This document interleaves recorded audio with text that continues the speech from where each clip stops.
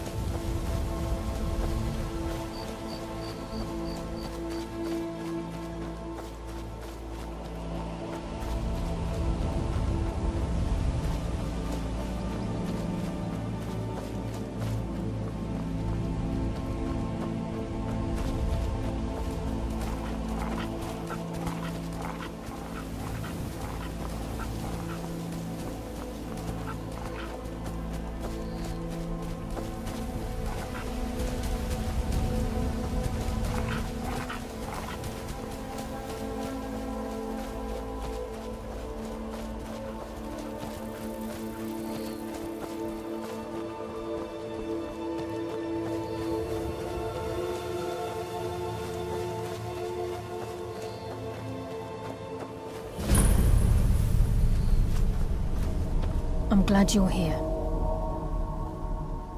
This is the headquarters of the Nightingales, cut into the mountainside by the first of our kind.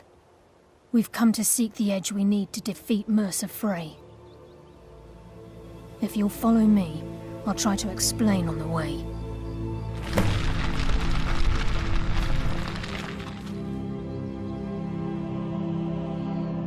This way, please.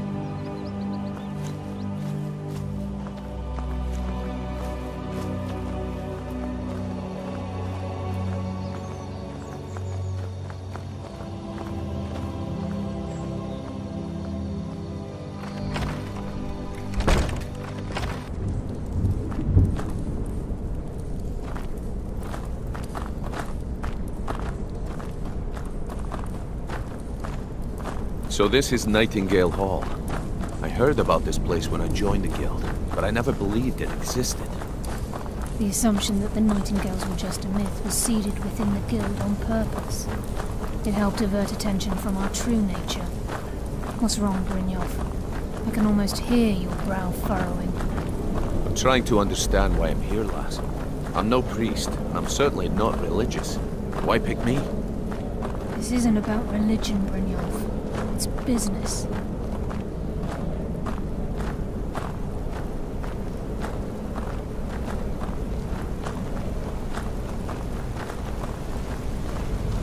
This is Nightingale Hall.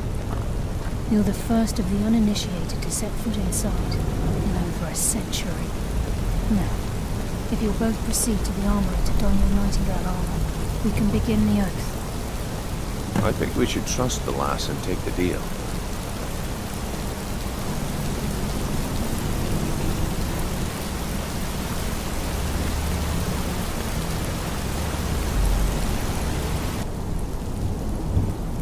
You appear hesitant to don your Nightingale armor. What's troubling you?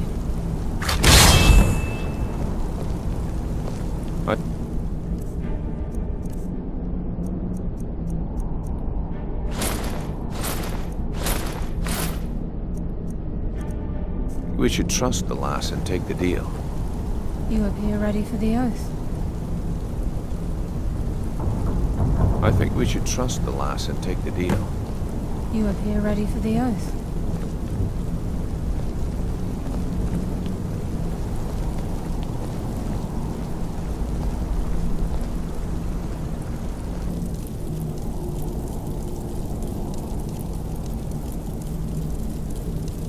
You appear ready for the lass. oath. We've got these get-ups on. Now what?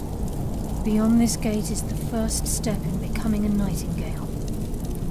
Whoa there, lass. I appreciate the armor, but becoming a Nightingale? That was never discussed. To hold any hope of defeating Mercer, we must have Nocturnal at our backs. If she's to accept you as one of her own, an arrangement must be struck. What sort of arrangement? I need to know the terms. The terms are quite simple, Brynjolf. Nocturnal will allow you to become a Nightingale and use your abilities for whatever you wish. And in return, both in life and in death, you must serve as a guardian of the Twilight Sepulchre. Aye, there's always a catch. But at this point, I suppose there isn't much to lose. If it means the end of Mercer Frey, You can count me in. What about you? Are you ready to transact the oath with Nocturnal? Good. After I open the gate, please stand on the western circle. I think we should trust the lass and take the deal.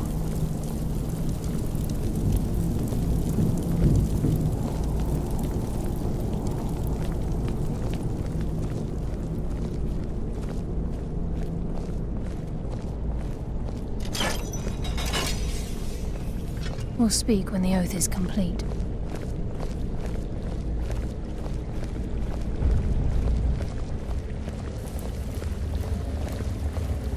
I think we should...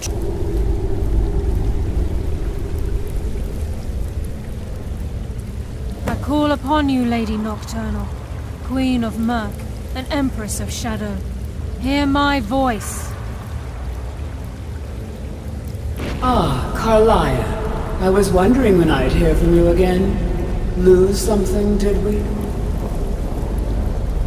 My lady, I've come before you to throw myself upon your mercy and to accept responsibility for my failure.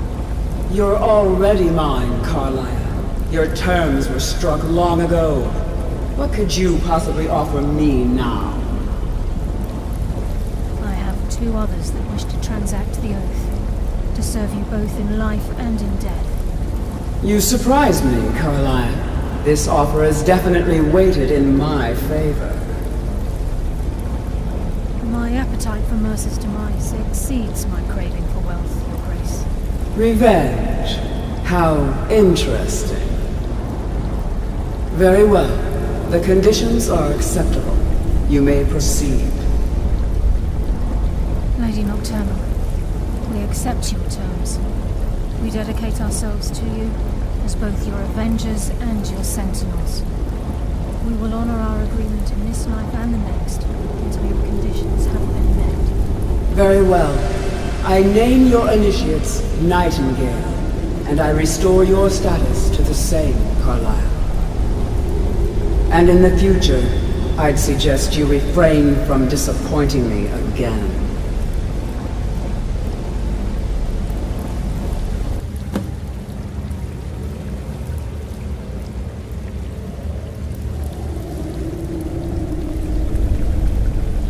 Now that you've transacted the oath, it's time to reveal the final piece of the puzzle to you. Mercer's true crime. Mercer was able to unlock the Guild's vault without 2 keys because of what he stole from the Twilight Sepulchre, the skeleton key. By doing this, he's compromised our ties to Nocturnal and, in essence, caused our luck to run dry.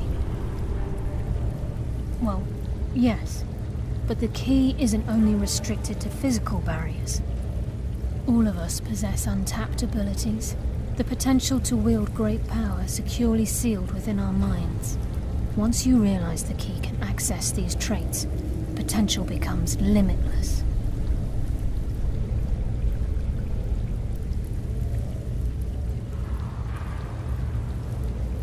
Good. Then you understand why this is about more than just Mercer's lust for power. If the key isn't returned to its lock in the Twilight Sepulchre, things will never be the same for the Guild. As time passed, our luck would diminish to the point of non-existence, and whether you know it or not, our uncanny luck defines our trade. Very true.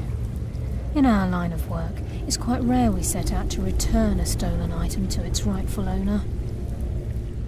Before we depart, Brynjolf has some business to discuss. I suggest you listen to him. Listen, lad.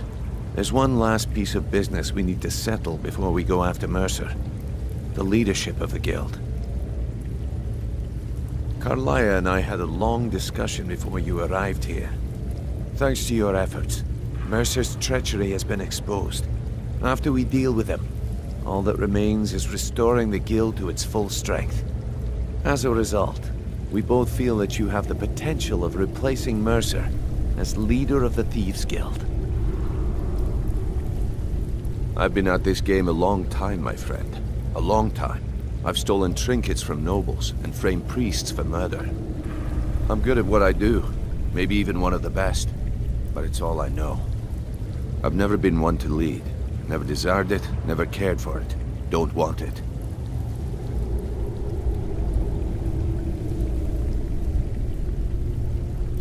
Ha!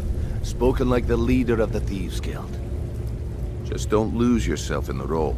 We have a bit of an errand to run before your coronation. Then it's decided. When this is all over and Delvin's contacts assure me that we've regained our footing in Skyrim, we'll handle the details. Until then, we have quite the task ahead. I've been poring over the plans you brought us, and I'm convinced the eyes of the Falmer are in the Dwarven ruins at Erkenthand.